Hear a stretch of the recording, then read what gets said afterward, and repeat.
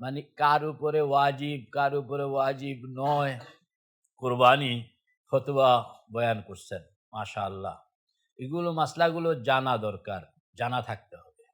আরো একটা মাসলা জানা থাকতে হবে যে ওয়াজিব হইল কি হইল না এই প্রশ্ন আশেকের কাছে নাই।